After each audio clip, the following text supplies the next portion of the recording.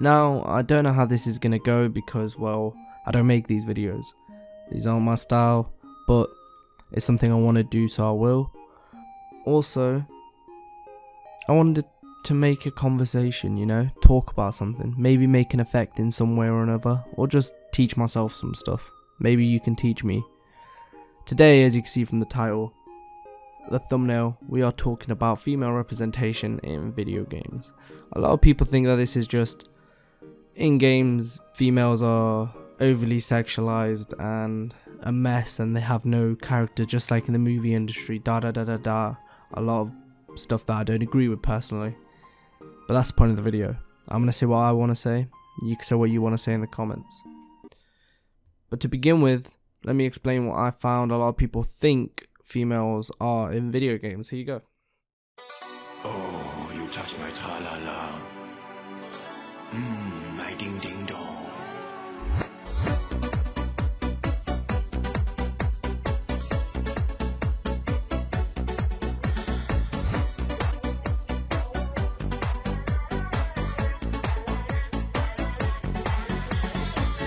Oh, you touch my tra-la-la. However, I want to begin that by saying, guys and girls, you know, we don't judge down here.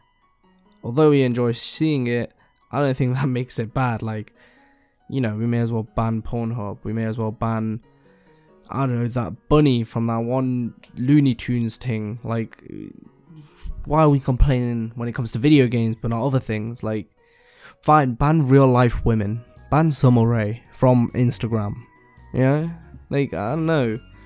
I think video game is an art and the creators should be able to create whatever character they want in a game.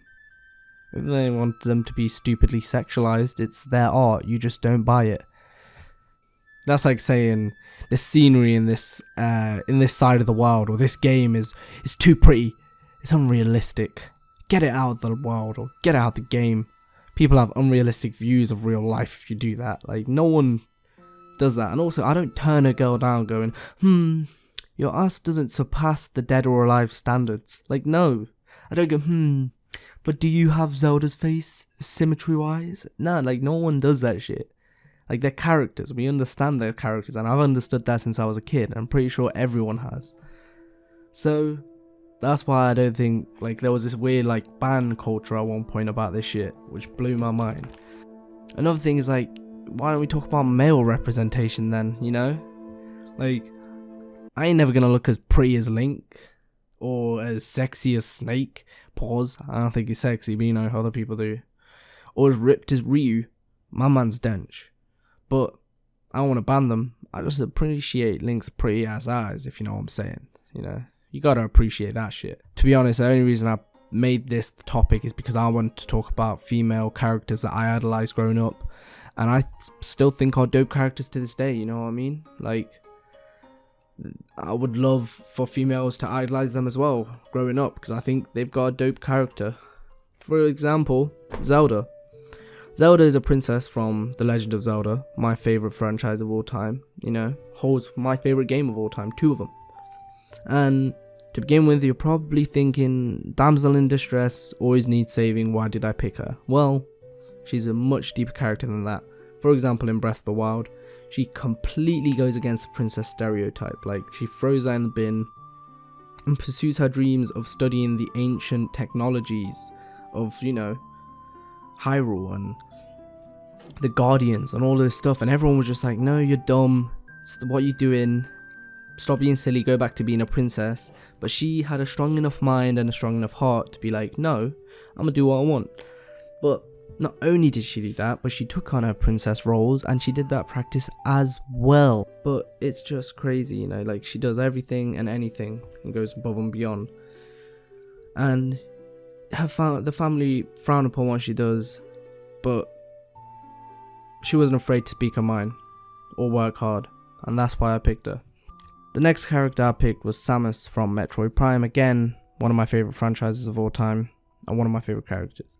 Now, this is pretty self-explanatory, probably going to be shorter. Samus is a badass character, alien killing, skillful ass soldier before anything else. Like, people idolized Samus before we knew her gender, and when it was revealed, it was the exact same. Like, she's independent as a motherfucker. Like, she's up in space all lonely and shit, and like I would be like, shit, this is too much, what the fuck. But you know, she's just like, I'm gonna keep killing aliens for the sake of everyone. Come on, like, you can't hate Samus. She's such a cool character, and the game itself is so good. And the fact that they didn't need to reveal her gender until way later, because like, you know, she was a girl all along, it's just, why does that matter? And that kind of shows. And that's why I like Metroid so much. That's why I love Nintendo so much. They got 2 out of the 3 characters I'm going to talk about, man. Nintendo, keep doing your work. If you hear papers and shit, that's because I wrote some notes. Just small ones to go off. Madeline from Celeste. Now, this one's different to the others, and I'm going to do a way more in-depth video on this, because this one has so much. I'm going to do an in-depth video on a lot of things. But this one has a lot to break down. Because although Zelda shows her weaknesses, like her weak moments when she really is, you know, overwhelmed with everything, and she just, you know, she cries in Link's arms, that's a powerful, powerful scene. And you really do get to see her at her weakest. Madeline stays in that vulnerable state for most of the story. And that's why I love Madeline. Like, I can relate to her lows and her struggles, but she doesn't stop fighting forward. You know, she keeps moving and climbing the mountain. And as she struggles with anxiety and depression, which is so, you know, is it prevalent within today's society? Like, there's such an important story that you need to hear nowadays, you know. So if you haven't played Celeste, definitely do. But as she does that, you know, she teaches us that it's okay to, you know, stumble or fall on hurdles that life gives you, because there's a lot. But you got to keep fighting forward. You got to keep climbing them hurdles. You got to keep jumping them hurdles, and you got to keep moving forward, because there's a peak. You know, there's a peak, and there's a higher peak after that. So that's why I think Madeline's dope. She's inspirational. She's, you know, an amazing woman. Now this proves that female representation in video games is fine. Not only that, but amazing at points. If I ever get blessed with a daughter, I would be glad to show her the video game world. That was a short but sweet video on my thoughts, I guess. I hope everyone watching the video has a damn good day.